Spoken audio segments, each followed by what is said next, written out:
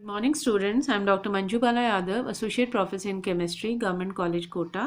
आज हम third law of thermodynamics के बारे में पढ़ेंगे। हमें पता है जो एंट्रोपी चेंज है with temperature at constant pressure वो किसके बराबर होता है, ds is equal to CP/T dt। अब अगर हम जो सॉलिड को हीट कर रहे हैं 0 केल्विन से T केल्विन पर एट कांस्टेंट प्रेशर, और जहाँ T जो है वो melting point of the solid से कम है, तो solid at 0 kelvin at constant pressure to solid at T kelvin.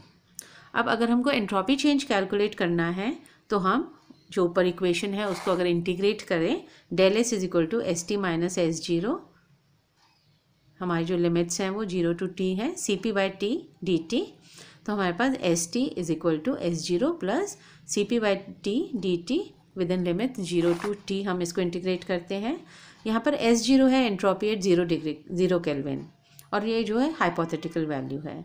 तो हम मानते हैं कि जो एस जीरो है वो ज़ीरो है फॉर परफेक्टली क्रिस्टलाइन सॉलिड, यानी कि एंट्रोपी जो है किसी भी प्योर और जो आपका क्रिस्टलाइन परफेक्टली क्रिस्टलाइन सॉलिड है उसके लिए जीरो होती है एट एब्सोल्यूट जीरो। ये हमारा थर्ड लॉ ऑफ थर्मोडायनेमिक्स कहता है, यानी कि S limit T tends to zero is equal to zero. अगर हम इसको थर्ड लॉ ऑफ थर्मोडायनेमिक्स जो है on applying third law of thermodynamics on equation one पे करें तो S T is equal to CP/T dt 0 to T, और this is equal to CP ln CP जो है आपका CP d ln T। ठीक है, अपना जो है 1/T dt/dt जो है वो ln T हो गया। तो एस जीरो क्योंकि जीरो के बराबर है तो S T is equal to CP d log T 0 to T के बराबर हो गया। ये absolute entropy of the system है which is always positive, and absolute entropy जो है हमेशा पॉजिटिव ही रहेगी। अब हम अगर नरेंस-हीट थ्योरम देखें तो गिब्स और हेल्महोल्ट्ज़ ने एक रिएक्शन दी फ्री एनर्जी चेंज की और एंथैल्पी चेंज की, del G minus del H is equal to T into change of free energy with temperature at constant pressure.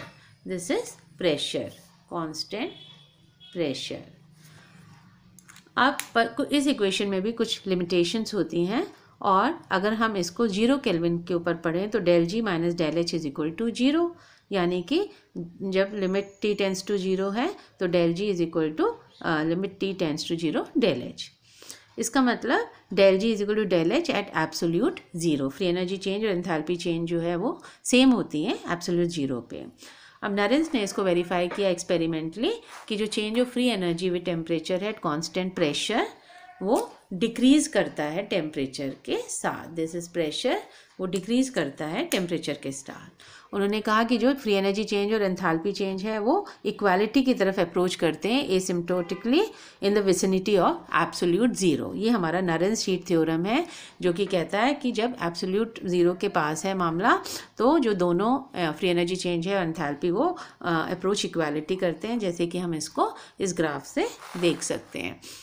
ये हमारा डेल जी और डेल एच और टेम्परेचर के बीच में ग्राफ है। तो जब टेम्परेचर जो है 0 केल्विन के बराबर जा रहा है तो ये दोनों जो है इक्वालिटी की तरफ जा रहे हैं। तो इसको हम मैथमेटिकली कैसे लिख सकते हैं, change of free energy with temperature at constant pressure is equal to change of enthalpy at constant pressure with temperature is equal to zero. बच्चों, अब अगर हमको एब्सोल्यूट एंट्रोपी कैलकुलेट करनी है हीट कैपेसिटी से, तो हमारे पास जो एब्सोल्यूट एंट्रोपी है हम किससे कैलकुलेट कर सकते हैं, S T is equal to CP/T dt 0 to T that is equal to CP d log T 0 to T। In the calculation of absolute entropy, different transformation like melting, boiling, transition are included। हमको जब absolute entropy निकालनी है तो हमको transformations जो हैं melting, boiling और transition वो भी इंक्लूड करने होते हैं। तो हमारा जो है वो सपोज़ हम जो है सॉलिड को हीट कर रहे हैं अबव इट्स मेल्टिंग पॉइंट, एक टेम्परेचर T तक हम उसको जो है हीट कर रहे हैं, और एंट्रोपी जो इस टेम्परेचर के ऊपर होगी अबव द बॉइलिंग टेम्परेचर, जो एंट्रोपी होगी वो क्या होगी, CP/T है ना आपका dt, ये हमारी जो एंट्रोपी S1 होगी, और ये del H T/T enthalpy of transition हो गया। ठीक है ना, और ये जो है आपका TT हो जाएगा टेम्परेचर, है ना। फिर CP/T, this is entropy to DT from temperature TT to TM। और ये आपका मतलब जो आपने 0 से टेम्परेचर T तक पहले हीट किया, फिर टेम्परेचर T से आपने मेल्टिंग पॉइंट तक किया, तो डेल HF जो फ्यूजन है अपॉन मेल्टिंग पॉइंट। फिर आपने मेल्टिंग से उसको बॉइलिंग पॉइंट तक ले जा रहे हैं, तो CP ये लिक्विड का हो गया बाय T dt, और ये वेपोराइजेशन बाय TB। और फिर जो है हमारा TB से वो अगेन हाई टेम्परेचर पे है, तो CP/T इंटू गैस। अब यहाँ पर आपका del HT, del HF, del HV ये कौन से हैं? Heat of transition, heat of fusion and vaporization respectively. TT, TM एंड TB are the transition temperature, melting point and boiling point respectively. ठीक है, वो हमारे heats of transition, fusion and vaporization है, और ये हमारे transition temperature, melting point and boiling point है। Practically it is not possible to determine CP in the vicinity of absolute zero. अगर हमको CP कैलकुलेट करना है एब्सोल्यूट ज़ीरो के पास, तो वो पॉसिबल नहीं है। इसलिए हम CP are measured up to low temperature as possible and then extrapolated to 0 kelvin. CP को हम 0 केल्विन पर कैलकुलेट नहीं कर सकते, इसलिए हम एकदम इसको जितना लो टेम्परेचर तक कैलकुलेट कर सकते हैं वो करते हैं, और फिर उसको एक्सट्रापोलेट कर लेते हैं, उसको 0 तक खींच लेते हैं, and then extrapolated to 0 Kelvin. A plot between CP and LNT is plotted and extrapolated to 0 Kelvin. हम एक प्लॉट बना रहे हैं CP के बीच में और LNT के बीच में, और उसको जो है हम एक्सट्रापोलेट कर देते हैं टू 0 Kelvin। ये हमारा 0 Kelvin है। और यहाँ पर डिबाय ने जो रूल यूज़ किया, that was CV is equal to ATQ, and determine the value of CP where A is constant and at nearby absolute temperature CP approximately equal to CV।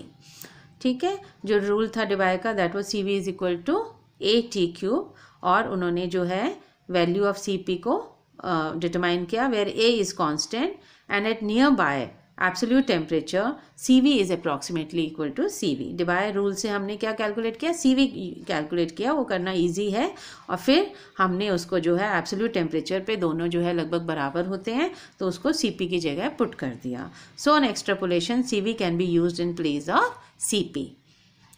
अब जो general conditions है of spontaneity and equilibrium, general conditions of spontaneity and equilibrium. If in a system Q equilibrium is the heat absorbed at temperature T and ds is the small change in entropy, then we know ds is equal to Q reversible by T।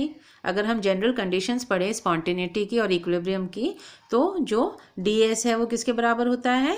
Q reversible, that is the heat absorbed at temperature T, या TDS किसके बराबर हो जाएगा? Q reversible के बराबर। अगर process irreversible है तो प्रोसेस स्पॉन्टेनियस भी होगा, तो वहाँ पे TDS जो है ग्रेटर देन Q रिवर्सिबल हो जाएगा। तो स्पॉन्टेनियस प्रोसेस, इरिवर्सिबल प्रोसेस जो है वहाँ पे TDS greater than Q reversible हो जाएगा। अब अगर हम इन दोनों को जोड़ दें तो हमारे पास TDS जो इक्विलिब्रियम कंडीशन और जो हमारी इरिवर्सिबल कंडीशन, ये हमारी इक्विलिब्रियम कंडीशन थी जिसमें कि ds is equal to Q reversible by T, TDS is equal to Q reversible, और ये हमारी इरिवर्सिबल कंडीशन है। दोनों को हम जोड़ देते हैं तो हमारे पास क्या आ जाता है? TDS इज ग्रेटर देन और इक्वल टू Q रिवर्सिबल। अब ये जो फर्स्ट कंडीशन है ये रिवर्सिबल प्रोसेस की है, और इनइक्वालिटी जो है रिवर्सिबल प्रोसेस की है। First law of thermodynamics says D is equal to Q minus W, that is Q is equal to DE plus W। अब जो हमारा ऊपर 9 इक्वेशन है और 10 इक्वेशन है, इसको हम मिक्स कर दें तो TDS ग्रेटर देन और इक्वल टू, और Q रिवर्सिबल की जगह DE प्लस W रख देंगे, तो TDS minus DE minus W is greater than और इक्वल टू 0। W का मान हमें पता है PdV के बराबर होता है, तो TDS minus DE minus PdV is greater than और इक्वल टू 0। तो इसमें जो इक्वल टू है that is the state of equilibrium, अगर ये वैल्यू और अगर ग्रेटर है तो स्पॉन्टेनियस रिएक्शन को बताता है। तो कोई भी रिएक्शन जो है कब इक्विलिब्रियम में है और कब वो स्पॉन्टेनियस है, ये हम उसकी जो है TDS और Q रिवर्सिबल वैल्यूज़ जो है हमारी एंट्रोपी चेंज और जो हमारी हीट एब्जॉर्ब्ड है at reversible and irreversible process, उससे हम बता सकते हैं। अब अगर हम इसके ऊपर न्यूमेरिकल देखें, calculate entropy change for the transformation of 1 mole of water vapour from 100 degree centigrade to 0 degree ice. Specific heat of water is 1 calorie per kelvin per gram, और जो डेल एच वी और del H F है water के, वो 540 and 80 calories पर ग्राम respectively है। तो हमको जो है कैलकुलेट करना है entropy change for the transformation of 1 mole of water vapour from 100 degrees to 0 degree ice. यहाँ पे डेल एच वी जो है लेटेंट हीट ऑफ वेपराइजेशन है, डेल एच एफ जो है लेटेंट हीट ऑफ फ्यूजन है। तो हमारे जो डिफरेंट स्टेप्स इन्वॉल्व होंगे, पहले हमारा क्या है, क्योंकि 1 मोल ऑफ वाटर है ना, different step involve in entropy change in the process. 1 mole of water vapour है 100 डिग्रीज़ पे, वो किस में कन्वर्ट होगा, वाटर एट 100 डिग्रीज़ में, लिक्विड में। तो वहाँ पर जो डेल एस वी होगा वो del H V upon T B होगा। फिर जो वाटर आ गया 100 डिग्रीज़ पे, फिर वो वाटर एट लिक्विड 0 डिग्रीज़ होगा, वो हमारा डेल एस जो है that will be C P D T by D T T1 to T2। और जो थर्ड कंडीशन होगी हमारी, वो होगी water at liquid 0 degrees to ice at 0 degrees, और यहाँ पर del S F is equal to del H F upon T F value हो जाएगी, है ना। तो हमने 3 कंडीशन में हम इसमें जो है पढ़ेंगे। फर्स्ट कंडीशन क्या हमने देखी कि पहले जो वेपर स्टेज था वो किस स्टेट में गया, हमारा वेपर स्टेट जो है वो लिक्विड स्टेट में गया, है ना। फिर लिक्विड स्टेट जो है वो 0 डिग्रीज लिक्विड में गया, और फिर 0 डिग्री लिक्विड जो है वो आइस 0 डिग्री में गया। तो यहाँ पे बच्चों जो हमारा लेटेंट हीट ऑफ वेपराइजेशन है, हीट ऑफ वेपराइजेशन है वो 540 इंटू 18 दैट इज़ 9720 कैलोरीज पर मोल। डेल एच एफ जो है 80 इंटू 18 1440 कैलोरीज पर मोल, और सी पी जो है 1 इंटू 18 कैलोरीज पर मोल है। अब डेल एच वी और डेल एच एफ जो है नेगेटिव हैं, क्योंकि हीट जो है निकल रही है प्रोसेस में। तो यहाँ पे डेल एस टोटल किसके बराबर हो जाएगा, जो हमारी वेपराइजेशन है प्लस डेल एस फ्यूजन, ठीक है।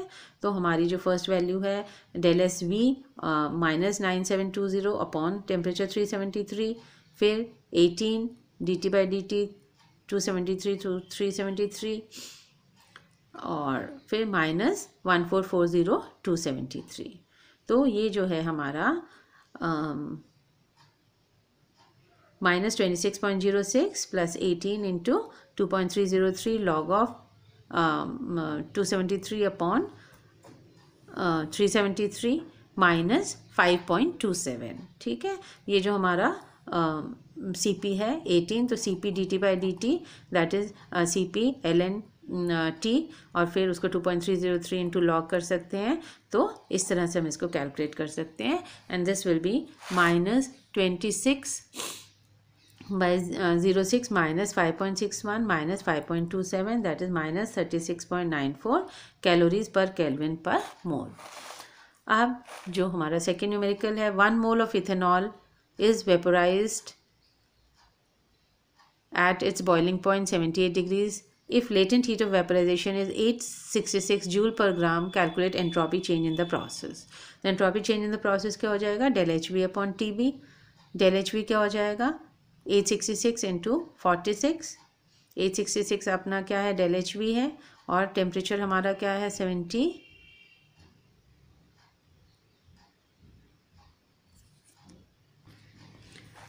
डेल एच वी पहले हम कैलकुलेट कर लेंगे। वो क्या हो जाएगा 866 इंटू जो इथेनॉल का मॉलिकुलर वेट है 46, 39836, और फिर आपका डेल एच वी इसलिए 39836 जूल पर मोल हो गया। टी एफ जो है वो 78 प्लस 273 दैट इज़ 351, इसलिए डेल एस वी क्या हो जाएगा 39836 अपॉन 351 दैट इज़ 113.49 जूल पर केल्विन।